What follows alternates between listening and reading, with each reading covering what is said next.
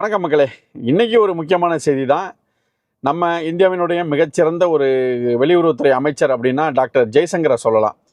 அவர் என்ன சொல்லியிருக்காரு அப்படின்னா, அதாவது இந்த Arctic circle forum of India 2025 அப்படிங்கிற ஒரு போராட்டத்தில் முக்கியமான செய்தி என்ன சொல்லியிருக்காரு அப்படின்னா, அதாவது இந்த பல்காம் அட்டாக், தீவிரவாத அட்டாக் நடந்தது பிறகு இதுக்கு உலக நாடுகள் எப்படி கண்டனங்களை தெரிவித்தாங்க, எப்படி அதில் இன்வால்வ் ஆகுறாங்க அப்படிங்கிறதெல்லாம் பற்றி அவர் பேசையில், அந்த யூரோப்பியன் யூனியன் நாடுகள் ஒரு கமெண்ட் கொடுக்குறாப்புல. என்னென்னா, ஏற்கனவே நம்ம வெளியுறவுத்துறை அமைச்சர் என்ன சொல்லியிருக்காரு அப்படின்னா, European problem is world problem not European problem அப்படின்னு சொல்லியிருக்காரு. இந்த ஐரோப்பிய யூனியன் நாடுகள் ரொம்ப ஒரு செல்ஃபிஷாக, ஆரம்பத்திலேருந்தே ரொம்ப செல்ஃபிஷாக நடந்துப்பாங்க. அதே மாதிரி நாம தான் ரொம்ப ஒரு சுப்பீரியாரிட்டி அப்படிங்கிற மாதிரிலாம் ஒரு இது இருக்குது. இந்தியான்னா ஒரு லைட்டாக ஒரு ஸ்டெப்பு கீழே இறக்கி பார்க்குற ஒரு மனப்பான்மை அவங்கள்ட்ட இருக்குது. என்னதான் இந்தியா கலோனியல் இதில் இருந்தாலும் நம்மலாம் எப்போயே வெளியாகி இன்னைக்கு உலகத்துக்கே நம்ம ஒரு லீடர்ஷிப்பை காமிக்கிற அளவுக்கான ஒரு நல்ல வளமாக தொழில்நுட்பத்துறையிலையும் எல்லாத்துலேயுமே இந்தியா மிகச்சிறந்து வளர்ந்துக்கிட்டு இருக்கு அப்படிங்கிறது தெரியும் உங்களுக்கு.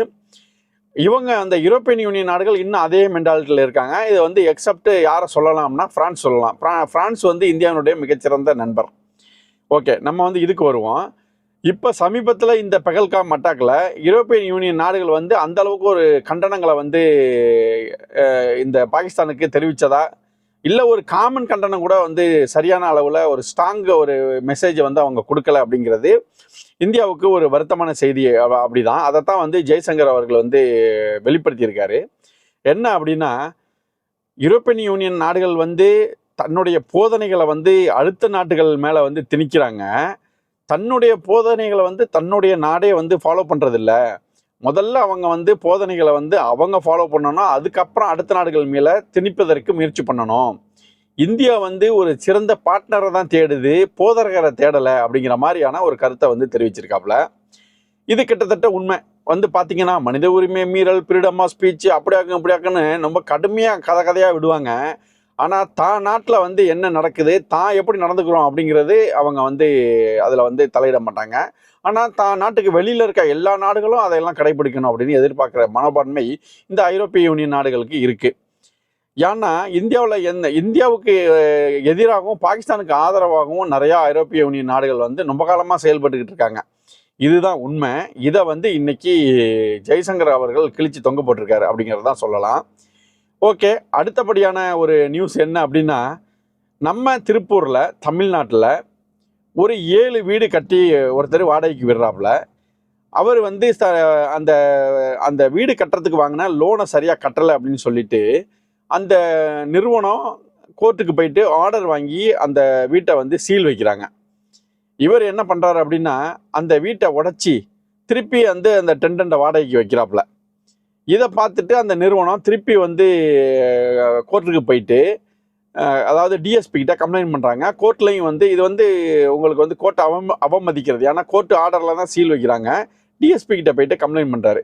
அந்த டிஎஸ்பி அந்த வீட்டு ஓனரை அரெஸ்ட் பண்ணி விசாரணை பண்ணையில் அவர் பார்த்தீங்கன்னா, அவர் தமிழ் பேசுறது சரியாக பாதி தமிழ் பாதி நார்த் இந்தியன் ஸ்டைலில் பேசுகிறாப்புல.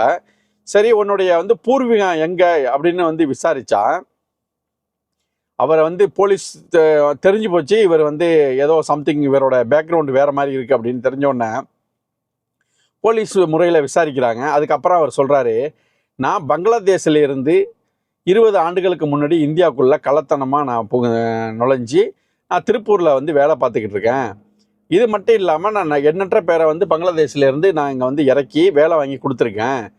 நான் வட இந்தியாவிலிருந்து ஆட்களை இறக்கி இங்கே திருப்பூரில் வேலைக்கு மேன் பவர் சப்ளை பண்ணுற ஏஜெண்டாக செயல்பட்டுக்கிட்டு இருக்கேன் அப்படின்னு சொல்கிறாரு. இவர்கிட்ட ஆதார் அட்டை இருக்குது, இந்திய பாஸ்போர்ட் இருக்குது, ரேஷன் அட்டை இருக்குது.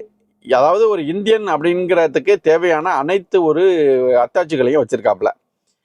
இது உடனே மிகப்பெரிய ஒரு இதுவாகுது. உடனே அவரை அரெஸ்ட் பண்ணி புழல் சிறையில் அடைச்சிட்டு அவர் மேலே கள்ள குடியேற்றத்துக்கு சம்பந்தமான ஒரு வழக்கை போட்டிருக்காங்க மக்களே.